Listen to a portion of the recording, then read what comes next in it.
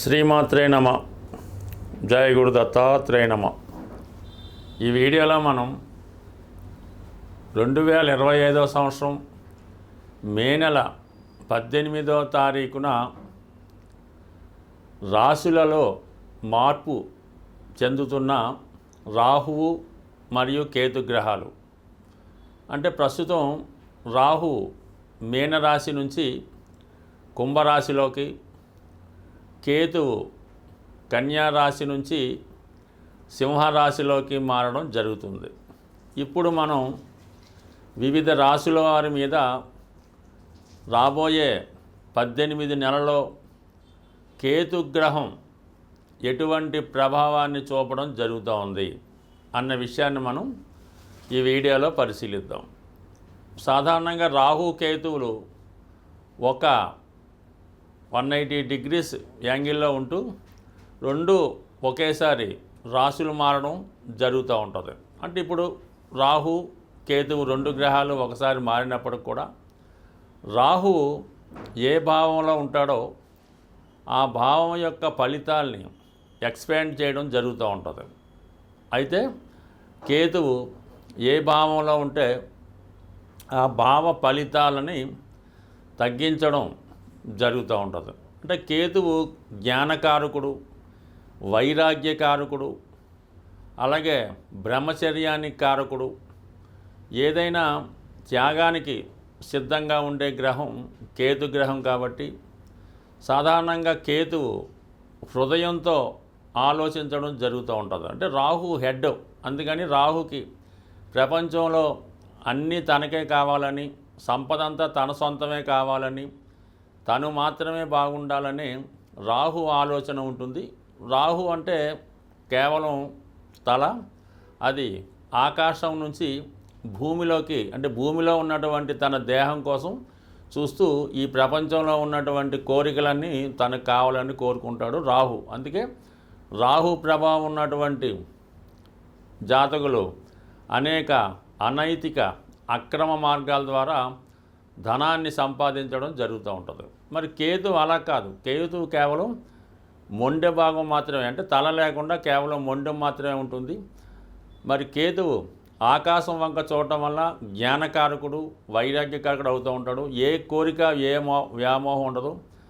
మరి అందరూ బాగుండాలి, అందరూ క్షేమంగా ఉండాలి అన్నటువంటి ఆలోచనతో రాహు కేతు ఉండడం జరుగుతుంది. దాని తర్వాత ఏంటంటే కేతువు ఏ భావంలో ఉంటే ఆ భావం మీద వ్యామోహాన్ని, కోరికని తగ్గించడం జరుగుతూ ఉంటుంది. మరి ఈ విధంగా ఈ రాహు కేతువులు మార్పు చెందడం వల్ల మరి వివిధ రాశుల వారి మీద కేతువు యొక్క ప్రభావం ఏ విధంగా ఉంటుంది అన్నది పరిశీలిద్దాం. ఈ వీడియోలో మనం మే 18వ తారీఖున మారబోతున్నటువంటి రాహు కేతువుల ప్రభావం మిథున రాశి వారికి ఏ విధంగా ఉండబోతుంది అని పరిశీలించినప్పుడు మరి మిథున రాశి వారికి కేతువు తృతీయ స్థానంలోకి రావడం జరుగుతుంది. అలాగే రాహు 9వ స్థానంలోకి వస్తాడు. అయితే 3వ స్థానం అన్నది చాలా వరకు ధైర్య సాహసాలతో మనం ధైర్యంగా తీసుకునే నిర్ణయాల మీద ఆధారపడి ఉంటుంది. కేతు 3వ స్థానంలోకి రావడం వల్ల జాతకుడు స్వతంత్రంగా, ధైర్యంగా తన పనులు ప్రారంభిస్తాడు. ఈ ప్రారంభంలో ఎవరు సహాయపడినా సహాయపడకపోయినా తాను అనుకున్న కర్తవ్యాన్ని నిర్వహించడం జరుగుతూ ఉంటుంది. ముఖ్యంగా క్రీడారంగంలో ఉన్న వాళ్ళకి ఈ గ్రహస్థితి చాలా వరకు అనుకూలించే అవకాశం ఉన్నది. అంటే కేతువు కుజగ్రహంలాగా పనిచేస్తూ ఉంటాడు. కొన్ని సందర్భాల్లో బుధగ్రహంలాగా కూడా పనిచేయడం జరుగుతుంటుంది. అంటే విద్యా సంబంధించిన విషయాలు, జ్ఞానానికి సంబంధించిన విషయాలు, బ్రహ్మచర్యానికి సంబంధించిన విషయాలన్నీ కూడా మరి బుధుడిలాగా వర్కౌట్ చేయడం జరుగుతూ ఉంటుంది. మరి అలాగే ప్రమాదాలు, స్థిరాస్తులు, అన్నదమ్ములు, రుణాలు, ధనం, శరీరం, వ్యాయామం, ఆరోగ్యం, ఈ వీటి విషయాలు మరి కుజుడిలాగా ఈ కేతు పనిచేయడం జరుగుతూ ఉంటుంది. మరి ఇప్పుడు ఈ 3వ స్థానం అన్నది విక్రమ స్థానం అవటం వల్ల, మరి అందులో కేతువు రావడం వల్ల మీరు ఏదైనా కొత్త కార్యక్రమాలు ప్రారంభించినప్పుడు ధైర్యంగా ప్రారంభిస్తారు. ముఖ్యంగా కమ్యూనికేషన్స్, మీలో ఉన్నటువంటి నాలెడ్జ్కి తగిన గుర్తింపు రావడం జరుగుతూ ఉంటుంది. అలాగే రైటింగ్ స్కిల్స్ పెరగడం జరుగుతుంది. ఇది ఆర్టిస్టులకి, సినిమాలో పాటలు, మాటలు, కథలు రాస్తున్న వారికి చాలా వరకు కొత్త అవకాశాలు రావడం జరుగుతూ ఉంటుంది. అలాగే మీ యొక్క డాక్యుమెంట్స్ ఏవైనా ఉంటే అవి జాగ్రత్తగా చూసుకోవాల్సి ఉంటుందన్నమాట. కొన్ని సందర్భాల్లో సమయానికి మీ యొక్క విలువైన డాక్యుమెంట్లు, అంటే ఏదైనా సర్టిఫికేట్లు అవ్వచ్చు, అలాగే బండికి సంబంధించినటువంటి, వాహనానికి సంబంధించినటువంటి పేపర్స్ అవ్వచ్చు, ఏదైనా స్థిరాస్తి కొంటే మనం తీసుకున్నటువంటి అగ్రిమెంట్లో, మరి ఆస్తి పత్రాలు, ఈ ప్రోనోట్లో అటువంటివి జాగ్రత్త పెట్టుకోవాల్సి ఉంటుంది. వాటిలో ఏదైనా కొద్దిగా తప్పు జరగవచ్చు. అంటే మీరు ఏదన్నా ఎవరికైనా నమ్మకంతో ఈ ఖాళీ ప్రోనోట్ మీద సంతకం పెట్టినా, ఖాళీ చెక్ ఇచ్చినా, అలాగే మీరు ఎవరి దగ్గరైనా డాక్యుమెంట్స్ తీసుకునేటప్పుడు అందులో కరెక్ట్గా ఆస్తి వివరాలు కానీ, తారీఖులు కానీ, ధనం కానీ కరెక్ట్గా మెన్షన్ చేశారా లేదా అన్న జాగ్రత్తగా చూసుకోవాల్సి ఉంటుంది. లేకపోతే ఈ సమయంలో మీరు ఎవరినైతే బాగా నమ్ముతారో వాళ్ళ ద్వారానే మీకు మోసం జరిగే అవకాశం ఉన్నది. కాబట్టి చాలా వరకు ఈ విషయంలో మీరు చాలా జాగ్రత్త పడండి. ఎట్టి పరిస్థితుల్లో కూడా మీ సేవకులను, వేరే వాళ్ళను బ్యాంకు గది పంపించినప్పుడు మీరు ఇచ్చిన ధనం కానీ, తెచ్చిన ధనం కానీ, అలాగే చెక్కులు కానీ చాలా జాగ్రత్తగా సరి చూసుకోవాల్సి ఉంటుంది. ఎట్టి పరిస్థితుల్లో కూడా మీ యొక్క డెబిట్ కార్డో, క్రెడిట్ కార్డో ఈ పిన్ నెంబరు మరి మీ సహాయకులకో, సేవకులకో ఎవరికి చెప్పినా కూడా వారు దుర్వినియోగం చేసే అవకాశం ఉంటుంది. కాబట్టి ఏదైనా ఇటువంటి రహస్య పత్రాలు కానీ, ఈ కోడ్స్ కానీ ఎవరికి చెప్పకుండా జాగ్రత్త వహించడం మంచిది. ఏదైనా కొత్త వారితో అగ్రిమెంట్లు చేసుకునేటప్పుడు చాలా వరకు జాగ్రత్త వహించవలసి ఉంటుంది. అలాగే మీరు ప్రయాణం చేస్తున్నప్పుడు, కొత్తగా అలవాట్లైన వాహనాలు అవి నడుపుతున్నప్పుడు సరైనటువంటి సేఫ్టీ మెజర్ తీసుకొని ప్రయాణం చేస్తే మంచిది.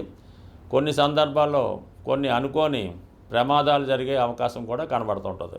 ఈ సమయంలో సాధారణంగా రైట్ హ్యాండ్కి కానీ, కాళ్ళకు కానీ దెబ్బలు, గాయాలు తగలడం కానీ, అవి తీవ్రంగా మిమ్మల్ని, అంటే యాక్సిడెంట్ అవ్వకపోయినా కామన్గా ఏజ్ని బట్టి దాన్ని బట్టి నరాల సంబంధించిన బలహీనత రావచ్చు, ఈ హ్యాండ్స్ బాగా లాగవచ్చు, బ్యాక్ పెయిన్ లాంటిది రావచ్చు.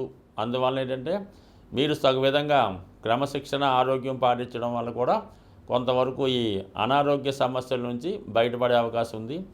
ఎవరితో అయినా కొత్త వారితో పరిచయాలు పెంచుకున్నప్పుడు, ప్రయాణాల్లో ఎవరైనా పరిచయం అయినప్పుడు వారితో ఎక్కువగా మీరు డీలింగ్స్ పెట్టుకోవద్దు. ఎక్కడికక్కడ కట్ చేసుకోవడం మంచిది. ఎస్పెషల్లీ ఈ సమయంలో అమ్మాయిలు కానీ, అబ్బాయిలు కానీ మీ చాటింగ్లో, వాట్సాప్లో, ఫేస్బుక్లో పరిచయం లేని వారితో అతిగా చాటింగ్ చేయడం కానీ, వారికి సహాయం చేయడం కానీ, వారికి ఏదైనా మీ ఫోన్ నెంబర్లు ఇవ్వడమో ఇంకోటి పెట్టడం వల్ల కంపల్సరీగా ఫ్యూచర్లో ఇబ్బంది పడతారు. అలాగే ఏదైనా వీడియో కాల్స్ అటువంటి మాట్లాడినప్పుడు కూడా చాలా జాగ్రత్తగా మాట్లాడడం మంచిది. ఏదో విధంగా మిమ్మల్ని ఇబ్బందుల్లో పెట్టి, మీరు మిమ్మల్ని ఉపయోగించుకొని మిమ్మల్ని ఏదో ఒక రిస్క్లో పెట్టి, ఇబ్బంది పెట్టి వారు లాభం పొందొచ్చు. లేదంటే వారు చేసిన పొరపాట్లు మీ మీద నెట్టివేసి మిమ్మల్ని ఇరికించి మిమ్మల్ని దోషిగా చేయవలసినటువంటి అవకాశాలు కూడా కనబడుతున్నాయి. కాబట్టి ఏదైనా సంతకాలు, షూరిటీలు చాలా జాగ్రత్తగా పెట్టండి. ఎట్టి పరిస్థితుల్లో కూడా కొత్త వారిని నమ్మకుండా జాగ్రత్త తీసుకుంటే మంచిది.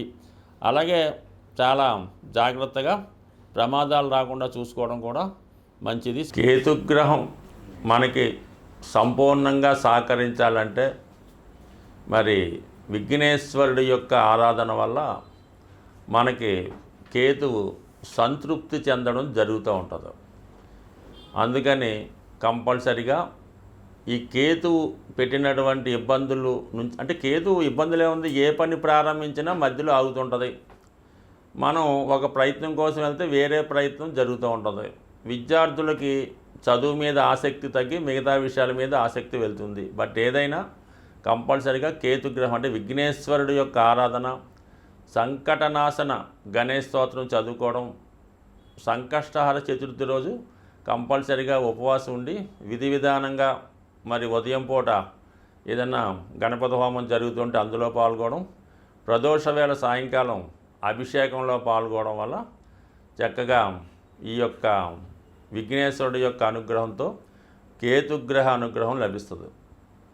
సింపుల్గా ఏంటంటే ఆదివారం కానీ మంగళవారం కానీ ఎండు ఖర్జూరం అన్నది ఒక 7 ఎండు ఖర్జూరాలు, అలాగే ఒక చిల్లర నాణం 10 రూపాయలదో 20 రూపాయల నాణ్యం తీసుకొని మరి అలాగే ఒక 7 మంది సాధువులకి అక్కడ, అంటే సాధువులు అంటే మామూలుగా అక్కడ టెంపుల్ దగ్గర ఉన్నటువంటి ఈ కాషాయ రంగు ధరించిన వాళ్ళకి ఒక 7గురికి డొనేట్ చేయడం వల్ల మనకి కేతుగ్రహ అనుగ్రహం లభిస్తుంది. ఎక్కువగా డ్రై ఫ్రూట్స్ మరి మీరు ఆహారంగా తీసుకున్నా, అదే దేవాలయంలో స్వామికి ప్రసాదంగా నైవేద్యంగా సమర్పించిన కేతుగ్రహ అనుగ్రహం లభించే అవకాశం ఉంది. అంటే పిల్లల యొక్క చదువు తరచూ ఇబ్బంది పడుతుంది, కళలో మనకి పెద్దవాళ్ళు మరణించిన వారు కళలో కనబడుతున్నారు అనుకున్నప్పుడు ఈ పిల్లులు ఉంటాయి కదా, దానికి చక్కగా పాలు అంటే నైవేద్యం అని కాదు, పిల్లులకి పాలు పెట్టడం వల్ల ఈ కేతుగ్రహ దోషం పరిహారం అవుతుంటుంది. అంటే సాధారణంగా పిల్లులకి మరి ఈ ఆత్మలు అవి కనబడుతుంటాయని చెప్తూ ఉంటారు. అది శాస్త్రాల్లో చదవడం తప్ప మనకైతే తెలియదు. కానీ సో ఏదైనా మనం గమనించినప్పుడు అర్థమవుతుంటుంది. ఇంట్లో మన పెంపుడు కుక్కకి ఈ పిల్లులకి కంపల్సరిగా చనిపోయిన వారి యొక్క ఆత్మలు కనబడుతూ ఉంటాయి. ఒక విధంగా కేతువు కూడా ఆత్మ లాంటిదే కాబట్టి ఈ పిల్లులకి పాలు పోయడం వల్ల కూడా కేతుగ్రహ సంపూర్ణ అనుగ్రహం లభిస్తుంది. ఇంకా మీకు మరీ ఇబ్బందులుగా ఉంది, అసలు పిల్లవాడు ఏం మాట పట్టించుకోవట్లేదు, కుటుంబ విషయాలు ఏమీ పట్టించుకోవడం లేదు, చాలా వైరాగ్యంగా ఉన్నాడు, ఏదో పిచ్చి పట్టినట్టు దెయ్యం పట్టినట్టు తిరుగుతున్నాడు, జుత్తు అంతా పెంచుకున్నాడు, బట్టలు మార్చుకోవటం లేదు, స్నానం చేయడం లేదు అనుకున్న వాడిని ఏదైనా అంటే ఈ శ్రీశైలం తిరుపతి లాంటిలో కొన్ని ఆశ్రమాలు ఉంటాయి, ఋషుల యొక్క ఆశ్రమాలు అవి ఉంటుంటాయి, అందులో చేర్పించి కొన్నాళ్ళ పాటు అక్కడ సేవ చేసుకునే విధంగా పెట్టడం కానీ, లేదనుకుంటే కొంతగా బాగుంటే మీ దగ్గరలో ఉన్నటువంటి దేవాలయం పొద్దున్నే ఎర్లీ మార్నింగ్ 4 గంటలు లేచి పరిశుభ్రంగా దాన్ని శుభ్రం చేసి వచ్చిన భక్తులకు సేవ చేయడం ద్వారా కూడా కేతుగ్రహ అనుగ్రహం సంపూర్ణంగా లభిస్తుంది. అలాగే మరి ది బెస్ట్ రెమెడీ అంటే బ్రహ్మముహూర్తంలో లేచి విష్ణు సహస్రం అంటే బ్రహ్మముహూర్తంలో లేచి శుభ్రంగా కాలకృత్యాలు తీర్చుకున్న తర్వాత విష్ణు సహస్రనామాన్ని పారాయణ చేయడం వల్ల సమస్త దోషాలు తొలగే అవకాశం ఉంటుంది. అలాగే శివునికి రుద్రాభిషేకం చేసుకోవడం ద్వారా, అంటే ఏ దైవ కార్యక్రమం చేసుకున్నా కేతువు సంతృప్తి చెందుతూ ఉంటాడు. అంటే కేతువు సంతృప్తి చెందితేనే మీకు మిగతా గ్రహాల యొక్క అనుకూలత అది లభించే అవకాశం ఉంది కాబట్టి, బట్ ఏదైనా ఒక పని చేసినప్పుడు నమ్మకంతో నిజాయితీగా శాస్త్రంలో ఏ విధంగా ఉంటుందో ఆ విధంగానే చేస్తేనే ఫలితం వస్తుంది. దాని తర్వాత ఏంటంటే శాస్త్రాల్లో కూడా శక్తి కొలది అన్నారు. అంటే డబ్బులు లేనివాడు ఏదో ఒక 1/2 లీటర్ ఆవు పాలతో శివుడికి అభిషేకం చేయొచ్చు, కానీ బాగా కోటీశ్వరుడు కూడా అది వర్తించదు. అతని స్థాయికి తగ్గట్టుగా అతను అభిషేకం చేయించుకుంటేనే అతనికి ఆ ఫలితం వస్తుంది తప్ప అందరికీ ఒకే నియమం అయితే ఉండదు. బట్ కానీ పెద్దలు ఎన్ని చెప్పినా మన శక్తి కొలది ఆ పరిహారం చేసినప్పుడు, దేవుని పూజ చేసినప్పుడు ఆ ఫలితం మనకు దక్కుతుంది. కాబట్టి మరి సాధ్యమైనంత వరకు మీకు ఎంతవరకు సాధ్యమవుతుందో అంతవరకు చేయడం వల్ల మనకి ఈ గ్రహశాంతి జరిగి అనుకున్న ఫలితం రావడం జరుగుతూ ఉంటుంది. స్వస్తి.